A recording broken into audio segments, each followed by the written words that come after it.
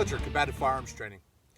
I'm out here on the range today because I was in town. I had about 20 or 30 minutes to kill after running errands. And so I just came out here to the range. And I thought I'd get in about 50 rounds worth of practice. Now, the only thing I have with me in the Jeep was 50 rounds and some earplugs that I always keep in the Jeep because when I take the top off, I like to protect my hearing.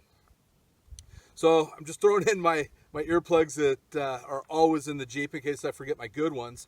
And I'm out here on the range, and I didn't bring anything like targets or target stands. I didn't bring out any staplers or spray adhesive. I don't have any of my steel. So I came out here, I found some old sticks, and then I scrounged a piece of cardboard out of the garbage can. Found a paper plate and made a 3x5 card out of an old target. Asked one of the guys out here if I could borrow a couple of his staples, and boom, there I go. So truly a scrounge effort here today. But today is about the fact that you don't need all that fancy stuff. You don't need that high dollar steel. You don't need those high dollar target stands in order to get some quality training. So I'm out here wearing my everyday carry gear. I've got a spare magazine in my pocket that's held in place by a Neo Mag, which just looks like a knife clip in my pocket. Got my SIG 365 in a appendix carry holster, and I'm just going to do a little bit of work.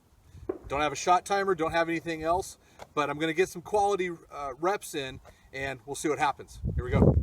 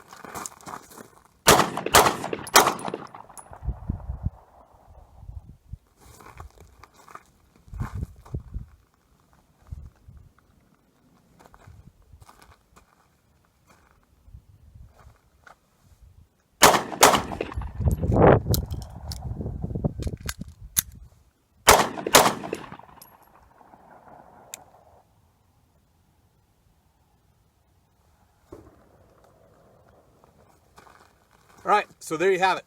Just doing a couple of Mozambiques, some stationary, some to the left, some to the right. Had a reload in there.